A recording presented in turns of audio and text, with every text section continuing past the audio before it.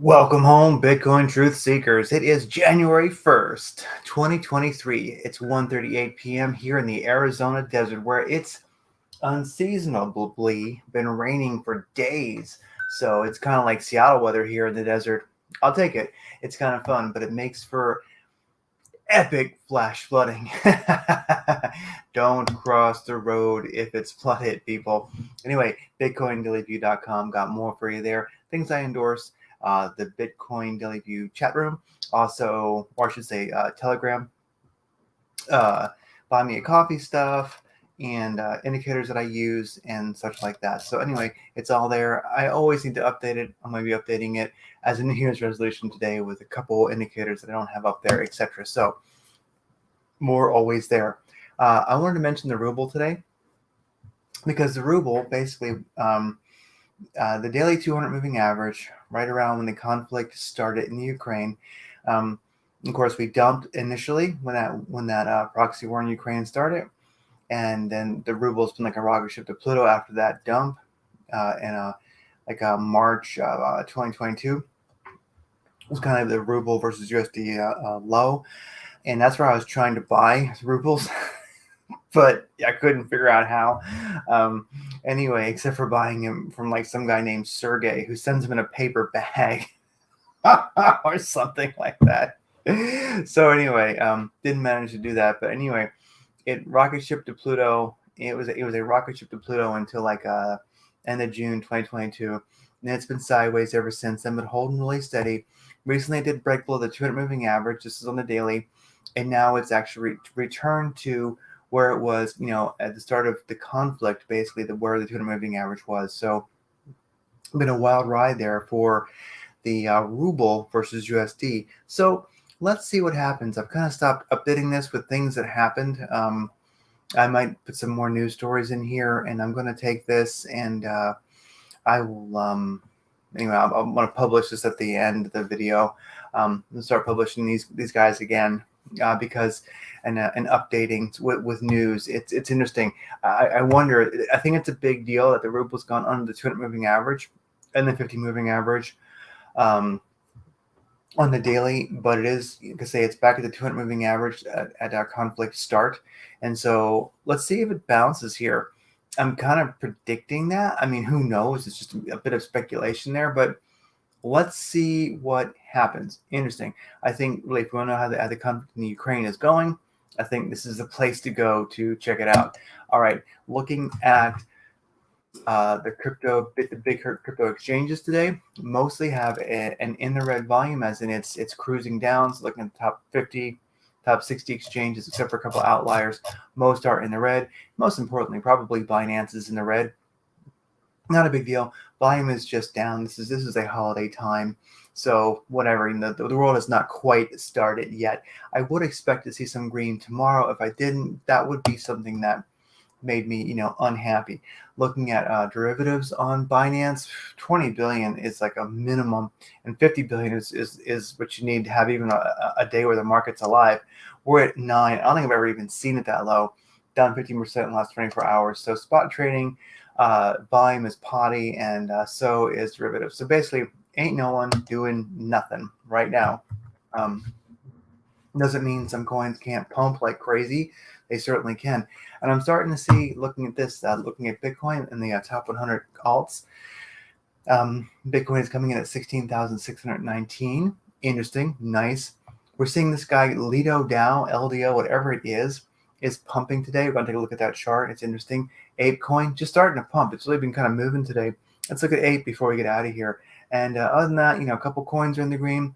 Nice to see Neo showing up 4.3%. So let's look at Lido DAO, whatever it is, and ApeCoin before we check out to see how, just to give an idea what alts are doing, the ones that are performing.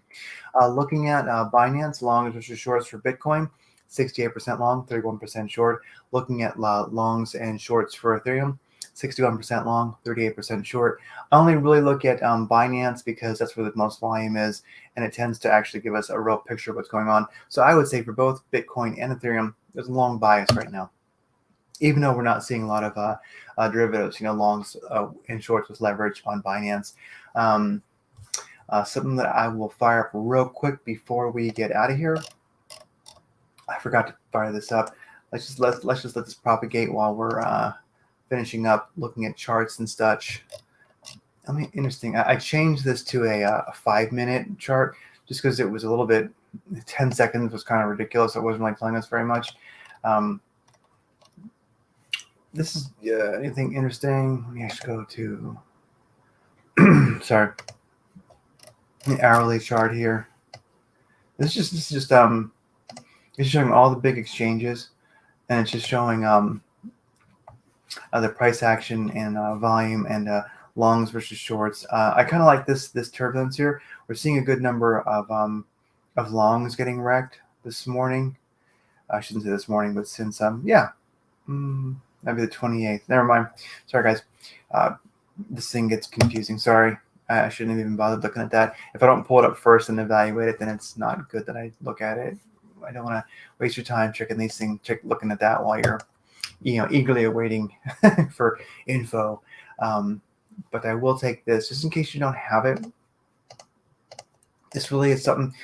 Play with the timelines, the different candle lengths and such, and check this out. I'll put it in the live chat.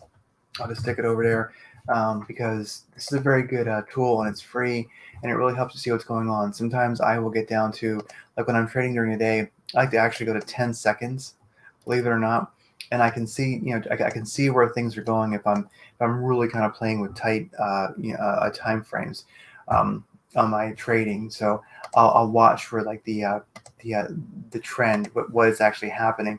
And we can see just recently we had a good number of shorts get wrecked right there, and a bunch of longs just got wrecked here. We had a little bit of a dump. So 10-second candle, but it does actually, it really, if you watch this throughout the day if you're day trading, if you're doing anything within a short time frame, getting a feel for what's going on is really, really helpful. And also this thing is not propagating yet, but one thing it is showing me, since I should see trades rolling in here, especially with this with these longs and shorts getting wrecked, and I'm really not. So I think that this helps me see that volume is very low as far as trades, and also you get a handle, you get kind of a good habit of watching this, and you can really feel like it gives you an idea of what's going on as far as especially volume, because right now I can say I'm not seeing trades pouring in, and they should be. And so we really are seeing very, very, very low Bitcoin trading volume right now. Although this is BTC perpetuals, and it works on weekends. Anyway, guys, I'm sorry. I'm a little bit. Oh, I saw one come in. There you go. See? Boom. There's the sell. Just came in for 516K. Could you imagine that? This morning on a Sunday, New Year's Day, I decided to sell 516K worth of Bitcoin. Boom. Wow. Okay. Let's keep rocking. Looking at Bitcoin here on the daily, we've been sideways for a while. It's not a very inspiring day. Just not much is going on whatsoever. I'll do my little fib that I do quite often, and just, if we go way back to when we visited the 3Ks back in March of 2020, and we look at this, you can really see where what I don't like is that we are below the 786 fib level, and I really want to see us kind of get a little bit perky and try to break above that. I am worried about if we stay there too low and that becomes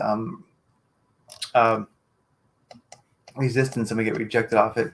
That's not going to be good. Right now we're flirting with a 50 moving average right there. We're just below it. That's the green moving average. Let's see if we can break above that. If we can break above the 50 moving average on a daily and stay there, great. If we can challenge the 786 at 17,713, that would really be great. So let's see what happens. Like I say, if you can look back here. If I zero in a little bit, you can see where we did get rejected off at once already, and the 50 was right there on the 786. So let's just see what happens. It's an interesting time. It's very hard to predict. We're kind of, I think, reasons why volume is so low as well as the holiday, but also a lot of people are just we're all just waiting to see what happens. I think there's a lot of uncertainty in the world and the market. Looking at a 45-minute chart for incredibly short price action, squeeze indicator, directional index, binary candles all show that maybe we're going to continue heading up.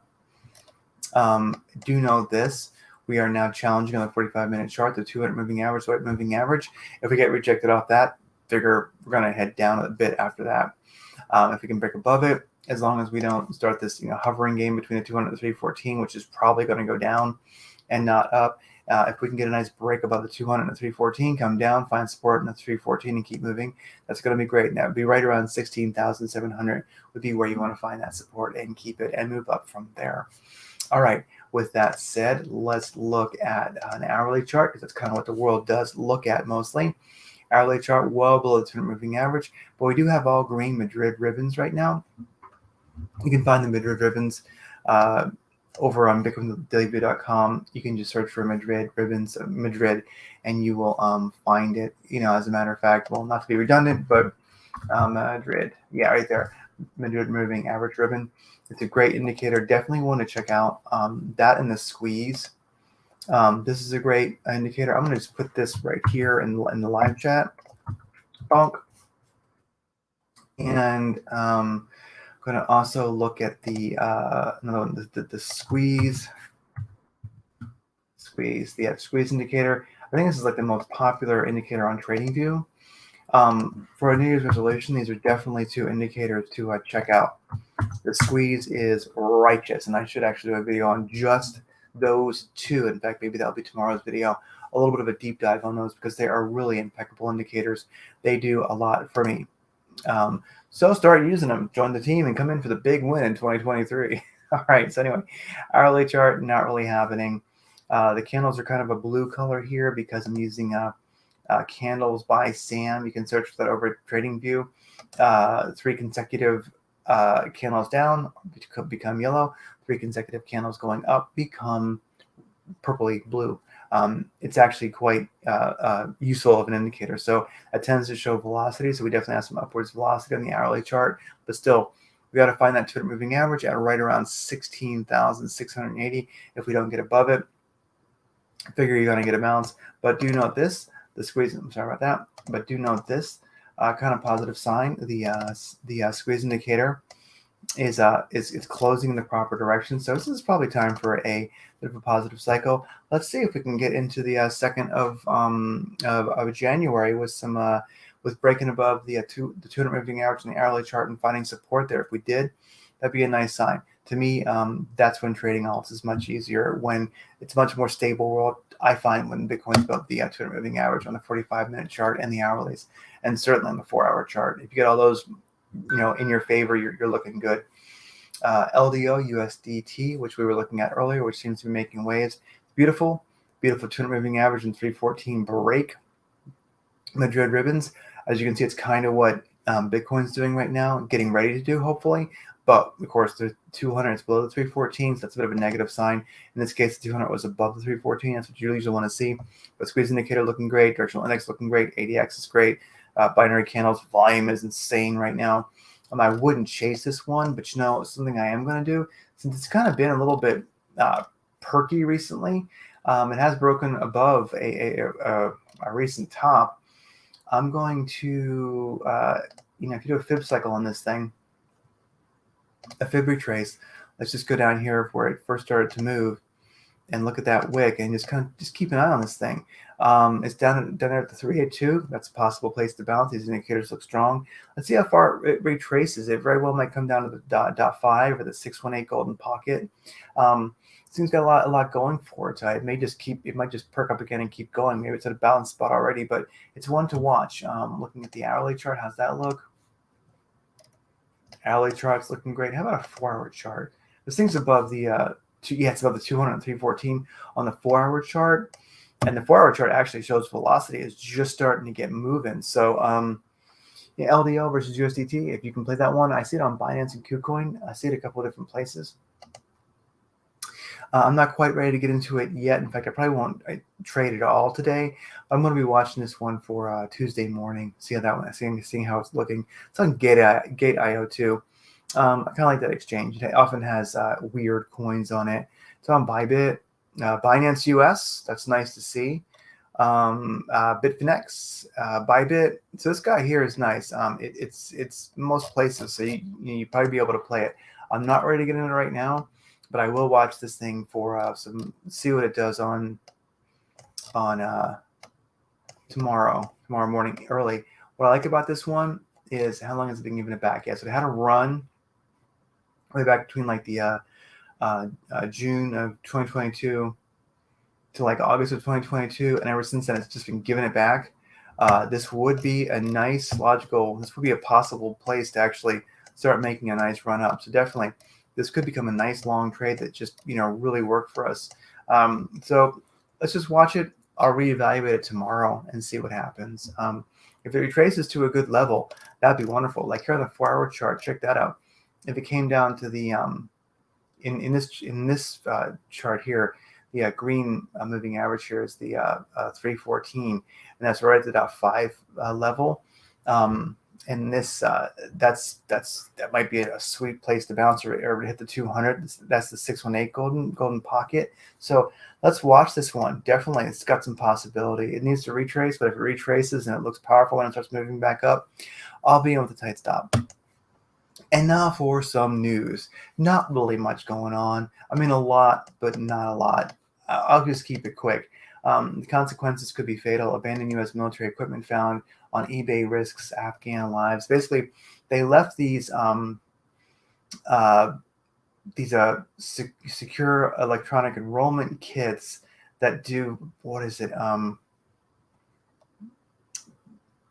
It's a thumbprint reader under hinged plastic lid, scanner and camera. It does biometric data. And so these things actually have people's data on them. So people that the military had interviewed for whatever reason, they left it. So it's putting people at risk. Let's see. Yeah, it says the device built as part of the Pentagon's vast biometric collection expansion following the September 11, 2012 attacks. Has a tiny screen, little keypad, etc. It has your biometric data and thumbprint, and of course your ID, and it says they contain biometric data and detainment facilities on patrols, and it really should say and gathered on patrols. So yeah, biometric data at detainment facilities, and also randomly gathered in patrols when they would be interviewing people, and during screenings of local hires employees who and after the explosion of an ID. So basically, this is just pretty much anybody that they had detained for communication to interview, or I guess ultimately who was a civilian working for them. Their data is in these things, and it's definitely especially for the people who were civilians working for them. This is kind of a death sentence. So if this gets back to the wrong hands there, and that could even be, people are buying them out of country. So a bad guy in a different country. I'm talking about. It's just one of those things. It's just where this could be bought legally. This is after abandoned U.S. military equipment. Where are they actually buying these? Yeah, German security researcher. So what? You could be sitting in Germany and just emailing your friends back there. Go take these guys out.